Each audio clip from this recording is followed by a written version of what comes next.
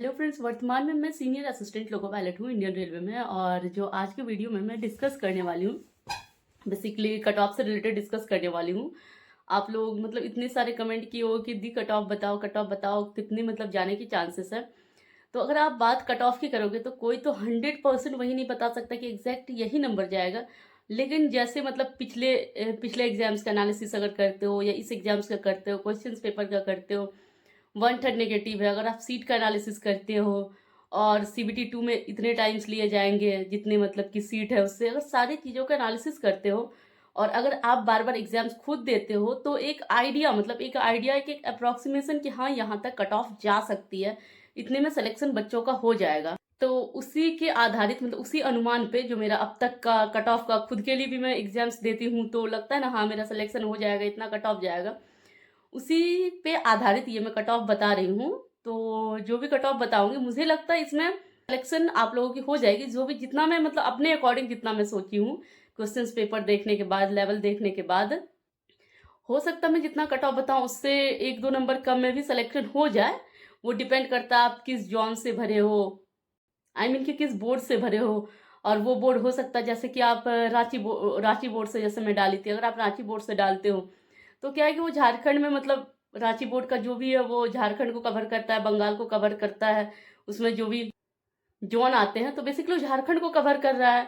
और बगल में उड़ीसा और छत्तीसगढ़ जैसे स्टेट है, तो क्या होता है उड़ीसा नहीं, कुछ तो उड़ीसा है बगल में और झारखंड में भी, तो इसमें क्या होता है कि ट्राइब ज्यादा है। तो ट्राइब की कट ऑफ कभी कभी यहाँ पे मतलब एससी से, कहने का मतलब एससी से कट ऑफ, जो शेड्यूल कास्ट से कट ऑफ मतलब शेड्यूल ट्राइब की ज्यादा चली जाती है, ऐसा हो सकता है 1-2 नंबर एससी की कम। तो ऐसा अगर विशेष राज्य से आप कहीं से डालते हो जहाँ पे ओबीसी ज्यादा हो, कहीं पे एससी ज्यादा हो, कहीं पे एसटी ज्यादा हो या एससी कम हो, तो उस जगह थोड़ा 1-2 नंबर वैरी हो जाता है। तो ऐसा हो सकता है।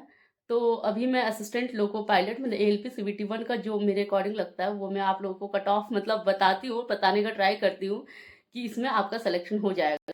तो चलिए, मैं यहाँ पे एनालिसिस करने के बाद एक कागज पे लिखी हूँ। तो जो मैं एनालिसिस की हूँ, अगर आप शेड्यूल ट्राइब की बात करोगे तो अगर आपका मार्क्स 35 से 37 के बीच है तो मुझे लगता है ऑल ओवर इंडिया में आप जिस भी मतलब बोर्ड से डाले हो आपका सिलेक्शन 100% हो जाएगा। किसी किसी में तो हो सकता है इससे 1-2 नंबर कम में भी हो जाए, लेकिन अगर आपका मार्क्स इतना है तो आपका सिलेक्शन मतलब मेरे अकॉर्डिंग लगता है कि सिलेक्शन होने की चांसेस है। देखिए, बार बार मैं बोल रही हूँ ये एक अनुमानित कट ऑफ है कि हाँ होने की चांसेस है। तो वही अगर आप एससी की बात करते हो तो 37 से 39 के बीच है। तो आपका मतलब ऑल ओवर इंडिया में जितने भी सारे बोर्ड है मतलब कहीं भी आपका सिलेक्शन कहीं कहीं से कम में भी हो सकता है, लेकिन इतना में हो जाना चाहिए। जब वही बात ओबीसी के आ जाता है, अदर बैकवर्ड कास्ट का मतलब अदर बैकवर्ड क्लासेस का, तो वहां पे मुझे लगता है अगर आपका मार्क्स 43 to 46 के बीच है तो उतना में हो जाना चाहिए। और पिछले वीडियो में मैं ईडब्ल्यूएस को कोइंसिडेंटली भूल गई थी। तो अगर आप ईडब्ल्यूएस में आते हो तो वहां पे भी मतलब ओबीसी के ऑलमोस्ट ऑलमोस्ट मतलब जैसे ओबीसी का 43 से 46 के बीच होने पे आपका सिलेक्शन हो जाएगा कहीं से भी, तो वैसे ही ईडब्ल्यूएस का भी अगर 45-46 रहता है तो उसमें सिलेक्शन होने की चांसेस बनती है। और जब आप जनरल का बात करोगे, जनरल कैटेगरी का, अगर आप जनरल कैटेगरी से आते हो तो वहां पे मुझे लगता है अनुमानित कट ऑफ 46 से 50 मार्क्स मतलब होना चाहिए, उसके बीच सिलेक्शन आपका किसी भी बोर्ड से हो जाना चाहिए। और जो ये मैं जो कट ऑफ बताई एक्सपेक्टेड, इसमें हो सकता है इससे कम मार्क्स में भी हो जाए, लेकिन इसमें हमको लगता कि मतलब मुझे लगता है इसमें कि चांसेस मतलब सिलेक्शन के चांसेस बहुत ज़्यादा है, इसमें मोस्टली हो ही जाएगा। उनको सीबीटी 2 का 100% तैयारी करना चाहिए और अच्छे से करना चाहिए। और ये जो मैं मार्क्स बताई आपको, ये मार्क्स बताऊँ आउट ऑफ 75 में, ये मार्क्स ऐसा नहीं है आप लोग इसको परसेंटेज में सोच लो, आउट ऑफ 100 में नहीं सोचना है, क्योंकि जो सीबीटी 1 के एग्जाम्स में वो 75 मार्क्स के हुए हैं। तो आउट ऑफ 75 आप लोगों को सोचना है। आउट ऑफ 75 में अगर आपके इतने आ रहे हैं तो आप बिल्कुल ही पूरी तरह से मुझे लग रहा है कि आप सेफ जोन में हो। चलिए, कट ऑफ के बारे में तो डिस्कशन हो गया। दूसरा जो मेरे मन में सवाल आते हैं, आप लोगों के सवाल होते हैं कि दीदी असिस्टेंट लोको पायलट का जॉब कैसा है?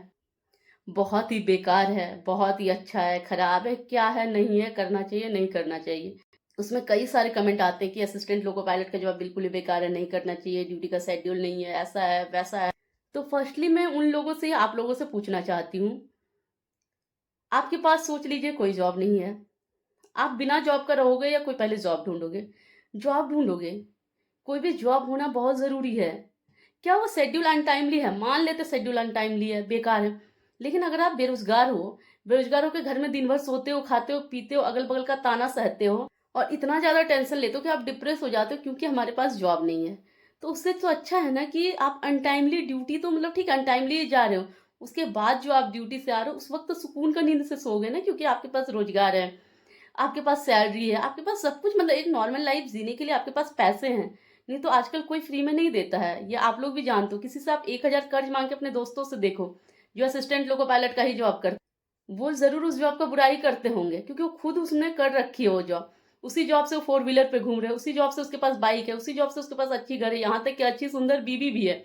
लेकिन जब बात आएगी बेरोजगार की, मतलब जिनके पास जॉब नहीं है, उनको डिमोटिवेट करेंगे, बोले अरे नहीं भाई असिस्टेंट लोको पायलट का जॉब बिल्कुल मत करो, ऐसा वैसा है। तो अरे भाई आप क्यों कर रहे हो? पहले आप सवाल ये मन में सोचो, वो क्यों कर रहे हैं? उन्हें तो रेजिग्नेशन दे के मतलब चले जाना चाहिए। अच्छा खासा वैकेंसीज़ खाली हो जाएगी। फिर आप लोगों को मतलब जो जिनको भी रोज़गार चाहिए इसमें उनकी चांसेस बढ़ जाएगी, लेकिन नहीं, वो खुद कुछ नहीं करेंगे। खुद इसी जॉब में अच्छे से मतलब कि ड्यूटी करेंगे, जॉब करेंगे, ईएमआई पे घर लेंगे, ईएमआई पे गाड़ी लेंगे, यहाँ तक कि सुंदर बीवी करेंगे, या फिर जो भी, अगर लड़कियों की बात करूँ तो वही जस्ट ऑपोज़िट। यहाँ मैं कोई जेंडर से मतलब ऐसे नहीं कर रही हूँ कि जेंडर को पर्टिकुलर लेके नहीं, मैं पूरी तरह से मतलब बायस्ड वे में नहीं बोल रही, अनबायस्ड वे में लड़कियाँ भी वही सेम सिमिलर करेंगी। अभी टेक्स्ट बुक पर जनवरी विजडम सेल स्टार्ट है 30 और 31 जनवरी को। अगर आप इस डेट को अगर टेस्ट सीरीज परचेज करते हो 365 दिन वैलिडिटी के साथ मात्र 351 रुपीज़ में, मतलब 351 रुपीज़ में मिलेंगे। और अगर एक्स्ट्रा आपको 12% डिस्काउंट चाहिए तो आप कूपन कोड यूज़ कर सकते हैं एग्जाम। टेक्स्ट बुक में ऑल ओवर इंडिया के मोस्टली सारे एग्जाम्स के टेस्ट सीरीज आपको मिल जाते हैं। उसके साथ साथ आपको स्टेट एग्जाम के टेस्ट मिलते हैं, आपको sectional test, chapter wise test, full length test, previous year test, सारे मॉक टेस्ट मिल जाते हैं। अभी रेलवे के कई सारे एग्जाम्स हैं जैसे एनटीपीसी, ग्रुप डी, आपका भी एएलपी सीबीटी 1 तो हो चुकी है, सीबीटी 2 अभी साइकोमेट्रिक टेस्ट होंगे, जेई, एसएससी के एग्जाम्स, मतलब जितनी भी टेस्ट सीरीज है आपको मिल जाते हैं। तो अभी आप बहुत ही सस्ते प्राइस पे आप परचेज कर सकते हैं। ये सिर्फ 2 दिनों के लिए है, और जिन्होंने भी नहीं खरीदा तो आप लोग इतने कम प्राइस में जाके इस 2 दिन के अंदर आप खरीद सकते हैं। लेकिन जब दूसरे का बात आएँगे तो बोले नहीं, नहीं असिस्टेंट लोको पायलट का जॉब ऐसा है, वैसा है, वो सिर्फ़ बेरोज़गारों को वो करना है। अरे भाई बेरोज़गारी से अच्छा रोज़गार है। तो उसके बाद जीवन में जो भी करना है लक्ष्य हासिल करते रहना है। ऐसा तो नहीं है ना कि आपको एकदम पूरी तरह से बाउंड कर दिया, भाई नहीं असिस्टेंट लोको पायलट में आ गए, अब तो आप रेजिग्नेशन दे ही नहीं सकते हो। ऐसा तो बॉन्ड नहीं लिखाता रेलवे। आपको ये पता होना चाहिए। आपको जब भी कभी भी छोड़ के जाना हो तो जा सकते हो, लेकिन एक बॉन्ड वहाँ पे जब आप फ़ील करोगे पता चलेगा। जब 5 साल से पहले जाते हो तो ट्रेनिंग के मतलब आपको वो पैसे मतलब कि रिटर्न करने होते हैं, और टेक्निकल फिर रेजिग्नेशन देते हो अगर रेलवे को इन्फॉर्म करके, शायद वो भी नहीं देने पड़ेंगे। तो वो सब आपको डिटेल से पढ़ना होगा उसका क्राइटेरिया। लेकिन भाई ऐसा बॉन्ड नहीं है कि आप आ गए तो आप एक बार आ गए, उसके बाद आपने आईएएस का एग्जाम क्रैक कर लिया और रेल बोली नहीं बेटा अब तो तुम एलपी में आ गए हो, एलपी का जॉब से तो रेजिग्नेशन नहीं है, दुनिया का हर जॉब से रेजिग्नेशन है, ऐसा बिल्कुल भी नहीं है। तो रेजिग्नेशन है। और जो भी एग्जाम्स निकालते हैं असिस्टेंट लोको पायलट को, वो सिर्फ असिस्टेंट लोको पायलट का ऑब्वियसली एग्जाम नहीं देते हैं, वो सारे एग्जाम्स देते हैं। और अगर फाइनली उनको, अगर उसका 10 जगह जॉब हो तो कोई भी इतना तो दिमाग है कि पूरी तरह से उसका कैलकुलेशंस करते हैं मुझे किस जॉब में जाना चाहिए, उसके बाद ही आते हैं। और दूसरी बात, अगर आप सैलरी का बात करोगे तो मतलब एक अच्छी खासी सैलरी प्रोवाइड करते हैं लोग, उसके बाद पैसे भी चाहिए। उसके बाद थोड़ी बहुत प्रॉब्लम हो तो अरे भाई जीवन में कोई फ्री में पैसे नहीं देते, आपको ये समझना पड़ेगा। नहीं तो आप मांग के देख लो, अभी आप बेरोजगार हो तो मैं सच बोल रही हूँ कि अगर मांगोगे कोई भी नहीं, रोजगार के बाद भी अगर आप बेईमानी कर लोगे तो नहीं देना चाहता है। लेकिन रोजगार रहने पे अगल बगल आपको दे भी देंगे। और बेरोजगार एक बार आप 1000 मांगोगे ना, 10 दिन नहीं दिए ना, फिर दूसरे दिन आपके जो भी है ना वो मांगना स्टार्ट कर देंगे, और दूसरी बार आप जरूरत में भी मांगोगे ना तो नहीं देंगे। तो इसलिए हर चीज़ का जो कंपैरिज़न होता है किसी के रिलेटिव होता है। अगर आप बोलोगे मेरे पास ये जॉब है दीदी, मैं आईएएस बन गया हूँ, मतलब मैं आईएएस का इसलिए बोलती हूँ क्योंकि इंडिया में अगर मोस्टली कोई भी एग्जाम्स बोलोगे तो टफेस्ट एग्जाम्स मतलब यूपीएससी को ही माना जाता है। इसी वजह से मेरे मुंह से हमेशा आईएएस से कंपैरिजन निकलता है। अगर आप ही सोच लो, अगर आपके पास कुछ रहे, सोच लीजिए कि एएसओ है, मतलब असिस्टेंट सेक्शन ऑफिसर, आप सीजीएल से बन गए हो, आपके पास एएलपी वो भी रिजल्ट है, तो आप क्या ज्वाइन करोगे? ऑब्वियसली सिंपल सी बात है, आप एएसओ में जाओगे। या चलिए इनकम टैक्स ऑफिसर बन गए और एएलपी, तो ऑब्वियसली इनकम टैक्स ऑफिसर पे जाओगे, ये हर इंसान को पता है। तो जब आपके पास नहीं है तब आप कंपेयर नहीं कर रहे हो, तब आप किसी में आ रहे हो। और कोई इतना बेवकूफ़ नहीं है ये, मतलब किन्हीं के पास इस तरह नहीं है कि दिमाग नहीं है कि वो कंपेयर नहीं करे, कंपेयर करेगा। और जीवन में ये बात रखो, डूबता को कभी कभी तिनका भी सहारा होता है, इसलिए लोगों की बातों पे ध्यान नहीं दो। सबसे पहले मेरा कहना है कि सबसे पहले मतलब अगर नहीं है किन्हीं के पास जॉब और बहुत परेशान है, तो उनको मतलब एक जॉब होना ज़रूरी है, क्योंकि रोज़गार होना लाइफ में ज़रूरी है। किसी भी तरह का रोज़गार ज़रूरी नहीं है वो कि सिर्फ सरकारी नौकरी ही होनी चाहिए। इसलिए लोगों की बातों पे ध्यान नहीं दो, अच्छे से पढ़ाई करो। आप लोग जिस भी एग्जाम्स का तैयारी कर रहे हैं, आज के वीडियो में इतना ही, मिलते हैं नेक्स्ट वीडियो में, तब तक के लिए बाय बाय, टेक केयर।